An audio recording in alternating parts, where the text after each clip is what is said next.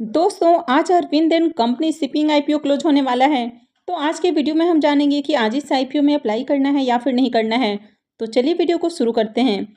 लेकिन अगर आप इस चैनल पर पहली बार विजिट कर रहे हैं या फिर आपने चैनल अब तक सब्सक्राइब नहीं किया है तो चैनल को सब्सक्राइब कर लें और साथ में वीडियो को भी लाइक कर दें।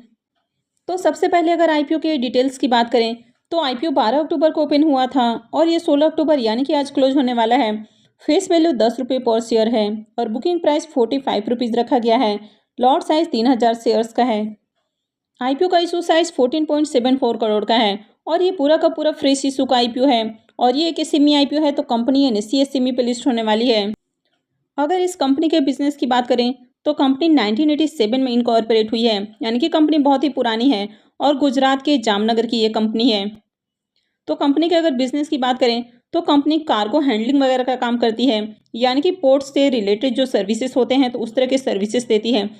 तो बहुत सारी कंपनियां एक्सपोर्ट और इंपोर्ट बिजनेस में आपको देखने को मिलती है। तो उसके जो कार्गो होते हैं तो उसको शिप तक ले जाना, फिर शिप से कार्गो को किनारे तक ले आना, तो उस तरह का जो काम है ये कंपनी करते हुए देखने को मिलती है। और इसके क्लाइंट लिस्ट में आपको काफ़ी बड़े बड़े नाम देखने को मिलते हैं, चाहे वे अडानी हो, रिलायंस हो, इसके अलावा अंबुजा सीमेंट की बात करें, एल&टी की बात करें, तो इस तरह बड़े बड़े नाम इसके क्लाइंट लिस्ट में देखने को मिलते हैं। अब ये कंपनी सिर्फ पोर्ट का ही बिजनेस नहीं करती है, इसके अलावा इनका होटल का भी बिजनेस है, यानी कि हॉस्पिटलिटी सेक्टर में भी आपको काम करते हुए देखने को मिलती है।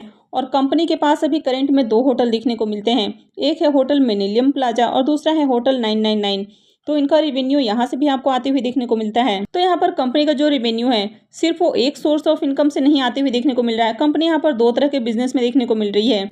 एक तो कंपनी पोर्ट वाले बिजनेस में है, साथ ही कंपनी हॉस्पिटलिटी बिजनेस में भी देखने को मिल रही है। तो ओवरऑल अगर बिजनेस की बात करें तो कंपनी का बिजनेस बढ़िया देखने को मिल रहा है। अब अगर आप इस कंपनी के फाइनेंशियल को भी देखेंगे तो कंपनी के फाइनेंशियल भी आपको आउटस्टैंडिंग देखने को मिलेंगे। कंपनी के एसेट में आपको ईयर ऑन ईयर ग्रोथ देखने को मिल रही है।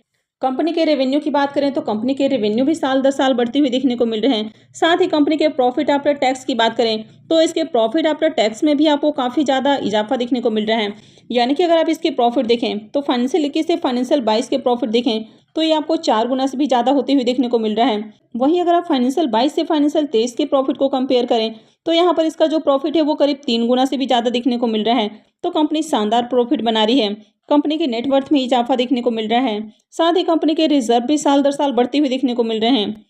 लेकिन यहाँ पर कंपनी का जो डेट है वो भी आपको बढ़ते हुए देखने को मिल रहा है।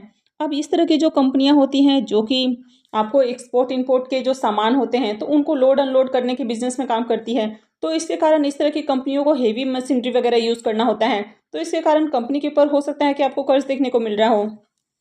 वैसे अगर इसके डेट को छोड़ दिया जाए तो कंपनी के ओवरऑल फाइनेंशियल बहुत अच्छे हैं।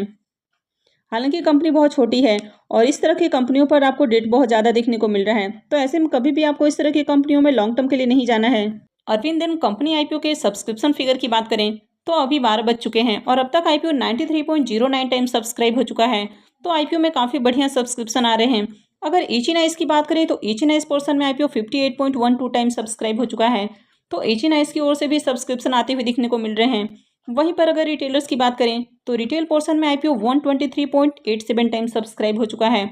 तो यहाँ पर अगर आप रिटेल पोर्शन की बात करें या फिर एचएनआईएस पोर्शन की बात करें, इन दोनों ही पोर्शन में आपको बढ़िया सब्सक्रिप्शन आते हुए देखने को मिल रहे हैं। और अभी 12 बजे तक ही आईपीओ बहुत ज़्यादा ओवर सब्सक्राइब हो चुका है, यानी कि आईपीओ 93 टाइम से भी ज़्यादा सब्सक्राइब हो चुका है।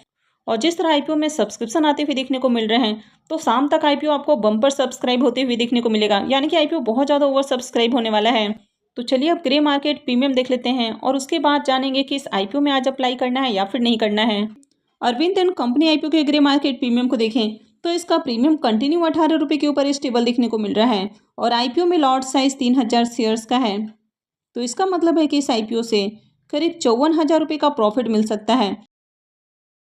तो इस आईपीओ से आपको 40% के अराउंड लिस्टिंग गेन देखने को मिल सकता है। तो अगर इसके प्रीमियम की बात करें तो इसका प्रीमियम काफ़ी हाई प्राइस पे ट्रेड कर रहा है।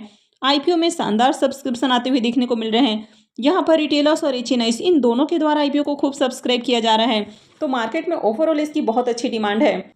और जैसे कि हमने कंपनी के बिजनेस को देखा कि कंपनी का बिजनेस बढ़िया है, साथ ही कंपनी के फाइनेंशियल भी अट्रैक्टिव हैं, तो ओवरऑल बात करें तो इस आईपीओ में अप्लाई किया जा सकता है। तो ओवरऑल जिस तरह मार्केट में इसमें डिमांड है और जिस तरह इसका प्रीमियम आपको देखने को मिल रहा है, तो आईपीओ से आपको बढ़िया प्रॉफिट देखने को मिल सकता है। तो इस आईपीओ में डेफिनेटली अप्लाई किया जा सकता है। लेकिन किसी भी आईपीओ में अप्लाई करना है या फिर नहीं करना है, ये पूरा का पूरा आपका अपना डिसीजन होना चाहिए। आपको अपने रिस्क रिवॉर्ड को एनालाइज करके ही कहीं भी इन्वेस्टमेंट करनी है। और खासकर ये सेमी आईपीओ बहुत ज़्यादा रिस्की होते हैं। तो अगर आप ये सेमी आईपीओ में अप्लाई कर रहे हैं तो आप अपने रिस्क रिवॉर्ड को जरूर एनालाइज करें, क्योंकि सेमी आईपीओ को आपको लॉन्ग टर्म के लिए नहीं रखना है। आपको यहाँ पर सिर्फ और सिर्फ प्रॉफिट गेन लेकर एग्जिट करना है।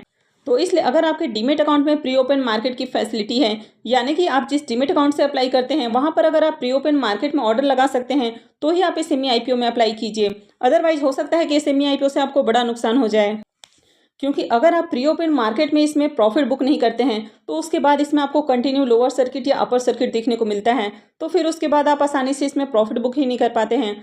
तो इसलिए आपको इस आईपीओ में काफ़ी सोच समझ कर अप्लाई करना है।